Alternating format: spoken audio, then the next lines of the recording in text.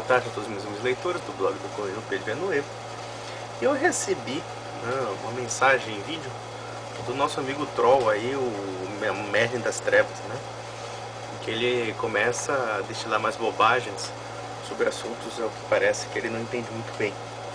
Bom, eu vou fazer alguns comentários, alguns tópicos que eu achei interessantes, em que ele continua insistindo que ele é marxista, mas ele não é comunista. Ele transforma o marxismo numa espécie genérica de socialismo, quando na verdade é justamente o contrário. O marxismo é uma especificidade do gênero chamado socialismo. Tanto é verdade que no Manifesto Comunista, o próprio Karl Marx se caracteriza vários tipos de socialismo, né, do seu tempo. Como, aliás, se a gente pode analisar bem, o socialismo, no século XX, ela adquiriu várias faces, várias conotações ideológicas, inclusive nacional-socialistas, como é o caso do nazifascismo. Por outro lado, ele faz uma falsa analogia entre o cristianismo e o marxismo, né? Porque se por um lado o nosso amigo se diz marxista, negando o aspecto finalístico do comunismo, que é a perspectiva do materialismo histórico, né? O que ele busca, ou pelo menos ele busca explicar ou interpretar na história, logo, o conceito do que ele chama marxismo fica castrado, né? Fica praticamente superficial. Ao que me parece, o nosso amigo não entende muito bem do que está falando, né? Uma vez que ele faz essa falsa analogia, e eu já reitero, e também a estrutura do pensamento do cristianismo é bem diferente do marxismo, né? O marxismo é apenas uma face do socialismo, entre vários socialismos que existiram, né? Não existe essa história de você ser um marxista não comunista. Ou você é marxista e comunista porque faz parte, né, da categoria ideológica do marxismo, ou você não é comunista, né? E também não é marxista. Você pode ser socialista, mas você pode ser um socialista sem ser marxista. Por outro lado, o senhor Merlin das Trevas fala as seguintes palavras, né? Que o capitalismo produz muita riqueza, produz muitos alimentos, né, em abundância, produz bens de consumo em abundância, né, celulares, computadores, roupas, etc. Mas esse consumo não é democratizado para a população. Ou seja, a população morre de fome, a população não tem acesso a esses bens de consumo. O que me parece é que o nosso amigo falou um argumento completamente ilógico. Eu pergunto a seguinte questão: como os bens de consumo tornados mais abundantes necessariamente não se tornariam mais baratos?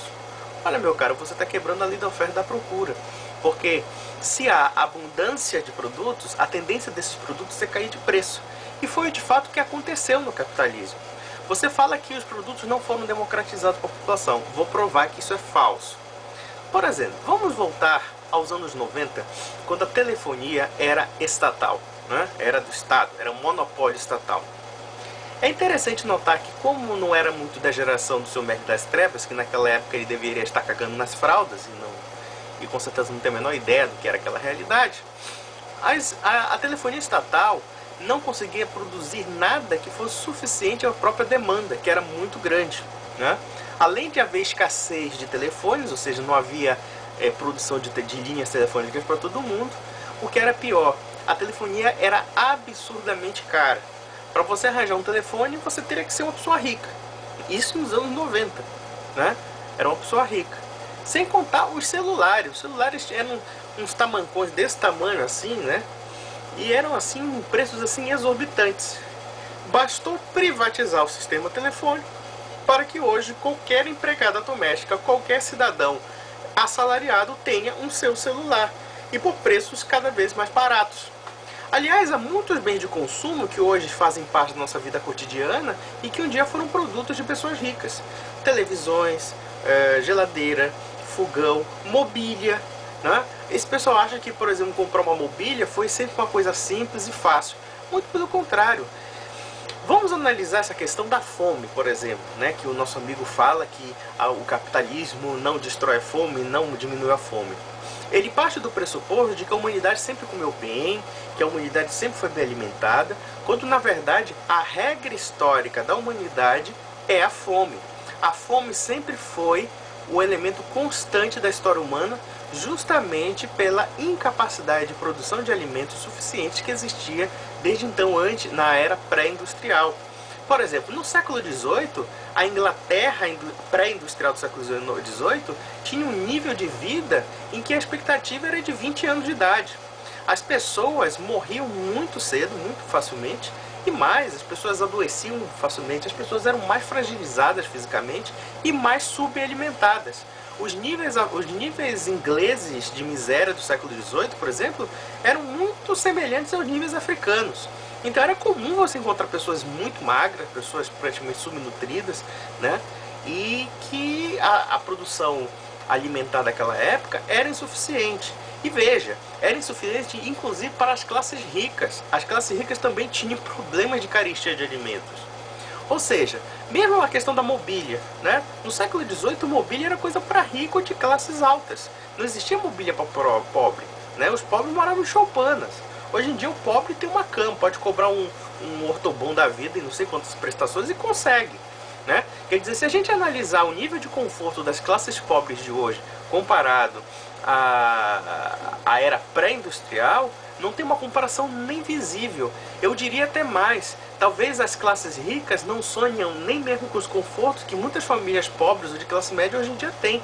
As famílias de classe média hoje têm mais facilidade, ou as famílias pobres têm mais facilidade de consumo e de bens e de conforto do que séculos atrás, e até daqui eu poderia falar assim, numa expectativa de 50 anos atrás, né? Inclusive, a fome no mundo, ao contrário do que nosso amigo diz, ela diminuiu, ela não aumentou. Na verdade, as crises de fome no mundo acontecem justamente em países onde há muitas guerras civis ou em países onde aplicaram projetos econômicos socialistas. Aliás, lembremos que a maior crise de fome da história da humanidade não foi uma crise natural, mas sim uma crise provocada. Foi uma política de coletivização forçada da agricultura causada pelo regime comunista chinês do Mao Tse-tung. Isso em 1959, 1962, que se chamou o Grande Salto para Frente. Essa brincadeira custou a vida de 30 milhões de pessoas mortas pela fome. Inclusive houve casos de canibalismo. É claro que na historieta do Senhor Mestre das Trevas ele não sabe nada disso, ele nunca ouviu falar dessa história, né? Mas quem sabe ele tome vergonha na cara e comece a estudar um pouquinho e perceber que, na verdade, o sistema capitalista atual, se hoje em dia nós temos 6 bilhões de pessoas, se hoje em dia nós temos um crescimento populacional abissal, isso se deve não somente ao crescimento da natalidade, como à diminuição da mortalidade. Isso só foi possível com o quê? Com abundância de alimentos, abundância de mercadorias, abundância de empregos e abundância também de mecanismos de higiene que foram desenvolvidos pelas empresas capitalistas, pelas empresas farmacêuticas. Sem isso, nós viveríamos tal como as pessoas do século XVIII, XIX, em que a expectativa de vida era 20, 30 anos de idade e a subnutrição era generalizada. E isso é um fato histórico. Então, se hoje em dia o nosso amigo Mestre das Trevas, que não é uma pessoa rica nas suas palavras, está um pouquinho gordinho com essa pança enorme, isso se deve ao capitalismo, sim. Isso se deve ao maior acesso a alimentos. Então não me venha dizer que o capitalismo é responsável pela fome. É justamente o contrário. O capitalismo é responsável pela diminuição da fome, que era a regra geral na humanidade desde que mundo é mundo. Por outro lado, o nosso amigo fala uma coisa interessante, né? Ele elogia o sistema universitário brasileiro como fosse grande coisa. Será que o senhor Mestre das Trevas sabe que a nossa produção intelectual nas universidades perde cada vez mais importância no mercado internacional de ideias e de patentes? A importância da nossa universidade para o mundo é praticamente ínfima. É engraçado que o governo brasileiro cada vez gasta mais dinheiro com trabalhos acadêmicos e cada vez mais esses trabalhos acadêmicos qualitativamente são ruins, são péssimos, não tem a menor importância no sentido acadêmico internacional. Ou seja, nós estamos perdendo importância do ponto de vista intelectual. E a nossa universidade pública é uma pocilga, sim, é uma porcaria, está se proletarizando, está cada vez mais empobrecendo tanto intelectualmente como sendo sucateado. E sucateado por quê? Porque o Estado é inerentemente um mau administrador, né? Vamos pensar uma seguinte questão, né? O Estado administra o dinheiro que não é dele, não é, é dos outros. Você acha que o funcionário público que lhe atende, que tem lá o saláriozinho no final do mês, ele está preocupado com níveis de eficiência? Ele não tem ganho nenhum com os níveis de eficiência, muito pelo contrário. Se ele começar a gerar custos adicionais para pagar o salário dele, né, com certeza é muito mais ganho do que ele realmente aumentar, otimizar, né, a relação de serviço dele, otimizar os fatores de produção. Vamos dar um exemplo clássico. Para se ter uma ideia só, a USP, por exemplo, de toda a arrecadação que a USP tem em dinheiro, 85% da USP, do que a USP tem em matéria de subsídios, é para pagar o pessoal, pagar a folha de pessoal. Você imagina, quer dizer, 15% só sobra para quem? Sobra para a comunidade. Quer dizer, 85% é para quem se diz beneficiar a sociedade, que são os funcionários públicos. Como também, vamos analisar uma outra coisa, né? O nosso amigo acha que pagar imposto, né? Pagar impostos altos, né? Pagar impostos orçamentívoros, é uma espécie de obrigação que a gente tem que ter com a deidade chamada Estado. Olha, meu filho, eu vou dizer uma coisa. Quando empresário, você diz aí que o empresário paga pouco imposto. Paga pouco imposto, você está por fora, você é um baita do ignorante. A grande maioria do empresário brasileiro está em débito com a Receita Federal porque os impostos são impagáveis. São mais de 50 impostos, são impostos burocráticos, impostos que na verdade servem para encher o cu de político vagabundo. Enquanto isso, seu idiota, enquanto a gente paga imposto, o que acontece? Quanto mais imposto, menos dinheiro na mão da sociedade. Quanto menos dinheiro na mão da sociedade, menor poder de consumo. Se há menor poder de consumo, há menor poder de investimento e também menos emprego. Você acha que é correto você pagar um produto em que mais de 50% do produto é imposto? Você é maluco? Como é que você quer criticar o capitalismo que barateia os custos de produção, quando na verdade você defende o encarecimento dos custos de produção através do Estado? Um Estado que te cobra 50%, quase 50%, metade do que a população brasileira trabalha está na mão do Estado. E pra quê? E pra quê? Pra encher o cu do Lula de dinheiro? Pra encher o cu da Dilma Rousseff? Pra encher o cu de um bando de político vagabundo? Pra encher o cu do funcionário público de dinheiro? Que cara idiota! Pra gente pagar um bando de escola vagabunda ruim, um bando de universidade vagabunda sucateada? Olha, cara, eu vou lhe dizer uma coisa. É muita burrice da sua parte querer defender um sistema que é caríssimo e você diz que é barato, que é porque é público e gratuito. Meu Deus, quem é que sustenta a porra da coisa pública, idiota? Não são as pessoas que pagam tributos? Você acha que é pouco você pagar mais da metade da renda para um Estado que produz menos do que a sociedade? Que só produz dívida pública? Que só produz despesa? Quer dizer, o que o cidadão brasileiro paga privadamente para uma escola privada, tá? Para uma universidade privada, ou então mesmo até para, por exemplo, até para qualquer tipo de serviço, como a saúde privada, como a Unimed, coisa por exemplo, sai muito mais barato para o cidadão brasileiro do que gastar no sistema SUS de saúde. Sai muito mais barato para o brasileiro gastar isso do que gastar com universidade pública, em que a relação de gastos é 17 vezes mais do que a relação do gasto do ensino médio, do ensino básico. Isso porque nos países desenvolvidos a relação é 2:1. O Brasil gasta 17 vezes mais. E você acha que isso é saber administrar dinheiro do povo? E você acha mesmo que um bando de burocrata vagabundo, um bando de político vagabundo, vai administrar melhor o dinheiro do que eu e você? Deixa de ser retardado, cara. Deixa de ser burro. Eu acho que burrice tem limite. Se você afirma que o burocrata, que o político sabe usar o teu dinheiro mais do que eu e você, eu digo uma coisa, você pode ter esse atestado de oligofrenia. Oligofrenia, eu não tenho. Eu tenho plena certeza que quanto mais dinheiro na mão do povo, o povo sabe muito mais usar o seu dinheiro do que o político, do que o burocrata de Brasília, ou de qualquer desses vagabunzinhos do Ministério da Educação ou do Ministério da Saúde. Eu sou a favor sim da privatização da educação. Sou a favor da privatização do sistema de saúde, sim. E digo mais, se alguém me perguntar como os pobres vão pagar essa conta, é muito simples. É muito mais barato o governo pagar uma Unimed para um pobre do que ficar sustentando o sistema de saúde. É muito mais cômodo, é muito mais barato do ponto de vista econômico e muito mais viável. Se a gente incentiva um sistema de competição de livre mercado, tanto no sistema de saúde como no sistema educacional, a tendência é melhorar o sistema e não piorar. Tanto é verdade que, embora a nossa educação seja ruim, tanto do lado privado como do lado público, e não nos iludemos que a educação privada ela é ruim também, só que ela é menos ruim que a educação pública, mas ao menos ela cumpre eficientemente aquilo que a educação pública não cumpre. Que é o quê? Formar pessoas com o mínimo de educação possível, ainda que seja ruim. E não me venha com esse papo de dizer que o empresário porco capitalista, porque você defende um bando de porco, só que é um porco de burocracia estatal. Porque no teu caso, acho que teu sonho é ser funcionário público. Aliás, devemos lembrar que quando uma grande massa da população faz concurso público e se locupleta pelo concurso público, nós percebemos nisso uma anomalia social. Eu não estou condenando aqui quem procura o concurso público. Eu acho que quem tem necessidade de ganhar dinheiro, procura trabalho, procure. Eu acho que o concurso público é uma coisa válida. A questão que se coloca é o seguinte: da feita que o Estado tem mais de 40% do que a população produz, sem produzir porra nenhuma, né? Entre os quais uma boa parte é só gasto com folha de pagamento de pessoas, se não a maior parte dos gastos, isso sim é uma anomalia. Nós estamos criando despesa sem necessidade e nós estamos tirando da iniciativa privada o poder de gerar riqueza.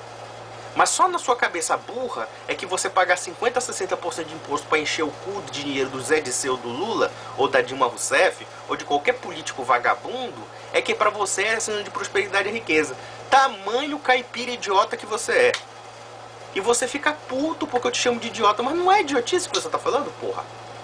E você ainda diz que a educação pública é gratuita. Você acredita nisso? Você acha que Você acha que o professor assalariado trabalha de graça? Você acha que os funcionários trabalham de graça? Você acha que o que o Estado compra para construir uma escola é de graça?